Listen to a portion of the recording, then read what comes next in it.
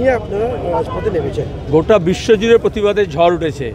গাজায় প্যালেস্টাইনের শিশুদের যেভাবে, নিরীহ মানুষকে যেভাবে ইসরায়েল খুন করছে, গণহত্যা হচ্ছে, কোনো রিলিফ যেতে দিচ্ছে না, ত্রাণ যেতে দিচ্ছে না, যারা যাচ্ছে তাদেরকে গ্রেপ্তার করছে, তার ওপর দাঁড়িয়ে রিলিফ ক্যাম্পে এমনকি খাবারের যে লাইন তার মধ্যে তারা বোমা ফেলে মারছে, প্রতিদিন খুন করছে সে। এবং ইন্টারন্যাশনাল কোর্ট অফ জাস্টিস ইতিমধ্যে নেতানিয়াহুকে ওয়ার ক্রিমিনাল দোষী বলেছে। তা সত্য দাঁড়িয়ে না ইউএনের কথা শুনছে, না মানবতার কোনো কথা শুনছে। তার প্রতিবাদে আজকে 17 তারিখে বামপন্থী দলগুলো গোটা দেশে আমরা প্রতিবাদে সামিল হয়েছি। ইরানেও সমানভাবে হামলা চালাচ্ছে ইসরায়েল। ইসরায়েল একটা রোগ স্টেট, আমেরিকা পেছনে আছে বলে, মার্কিন সাম্রাজ্যবাদ আছে বলে, এবং সেখানে দাঁড়িয়ে তারা কোনো ইন্টারন্যাশনাল ল মানছে না এবং আনপ্রোভোকড এই যুদ্ধটা শুরু করেছে ইরানের ওপর হামলা করে। ভারতের বিদেশ নীতির ফলে দ্বিপাক্ষিক আলোচনার দিকেও যাচ্ছে এবং ভারত কোনো নিন্দার প্রস্তাবও আনছে না। মোদি এখন সাইপ্রাসে গিয়ে প্রধানমন্ত্রী বলছেন যে এই যে হুজ্জুতি হচ্ছে, হাঙ্গামা হচ্ছে, যুদ্ধ হচ্ছে পশ্চিম এশিয়ায়, সেখানে আলোচনা দরকার। আর আমরা যখন বলি আলোচনা, তখন বলে যুদ্ধ চাই। সুতরাং ওর কথা কে শুনবে? আজকে দাঁড়িয়ে প্যালেস্টাইনের জন্মলগ্ন থেকে আমরা, ভারত স্বাধীনতা আন্দোলনের সময় থেকে আমরা প্যালেস্টাইনের পক্ষে। মোদি সরকার এসে এখন ইসরায়েলের পক্ষ অবলম্বন করছেন এবং নির্লজ্জভাবে মুক্তিকামী মানুষের বিরোধিতা করছেন, তারও প্রতিবাদ করছি আমরা। খুব সিম্পল ব্যাপার, ইসরায়েল একের পর এক হামলা করে যাচ্ছে প্যালেস্টাইনের ওপরে। তার প্রায় 216 দিন ধরে তারা এই ক্রমাগত হামলা আক্রমণ করছে। ইসরায়েলের প্যালেস্টাইনের ওপরে হামলা আক্রমণ এমন পর্যায়ে গেছে, গাজায় যে রিলিফ সেন্টারগুলো আছে সেখানে মেডিকেল হেল্পের যে এইডের যে ব্যবস্থা আছে তার উপরও আক্রমণ করছে। এমনকি সমাজকর্মী, ইন্টারন্যাশনাল খ্যাত সমাজকর্মী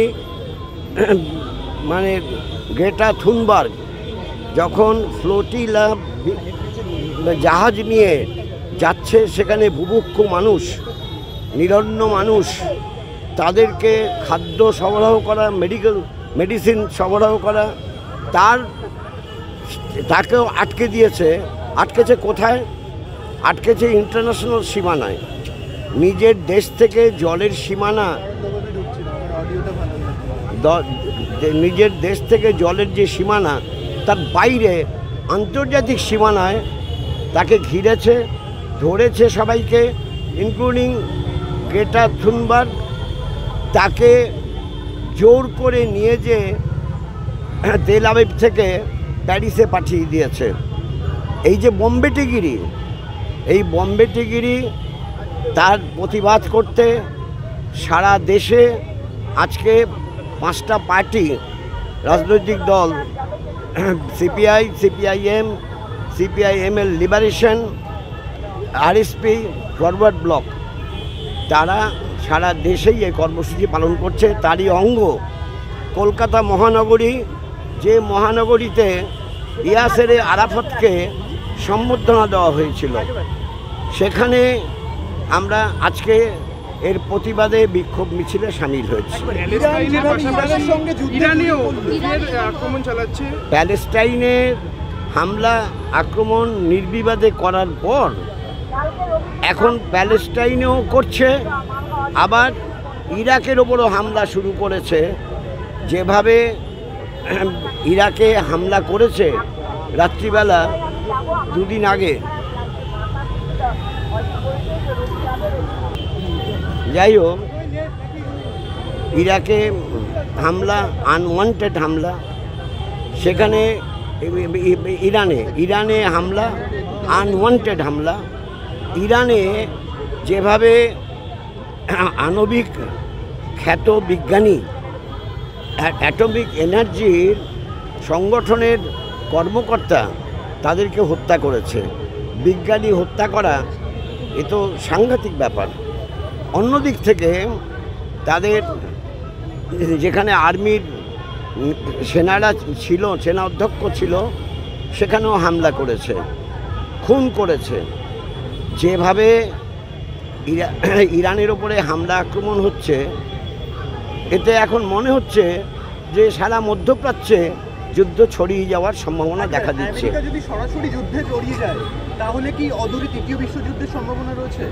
তৃতীয় বিশ্বযুদ্ধ মানে কি, এটা যিনি প্রশ্ন করছেন তিনি যদি বোঝেন তাহলে প্রশ্ন করতেন না। একবারে একটা প্রশ্ন, আমেরিকা যেভাবে হুমকি দিচ্ছে, আমেরিকা তো হুমকি দেয়, আমেরিকার জন্যই তো ইসরায়েল পাচ্ছে। বাংলার গ্রামে একটা কথা চালু আছে, মেরা লড়ে খুঁটির জোরে। বাংলায় চালু আছে কথাটা। মেরাটা হচ্ছে ইসরায়েল, খুঁটিটা হচ্ছে মার্কিন যুক্তরাষ্ট্র। মেরা লড়ে খুঁটির জোরে। কিন্তু ইরান এবং ইসরায়েলের মধ্যে যে যুদ্ধ, ইরান এবং ইসরায়েল দুজনেই তো ভারতের বন্ধু দেশ হিসেবে পরিচিত, কিন্তু ভারতের অবস্থান কী থাকা উচিত বলে আপনি মনে করছেন?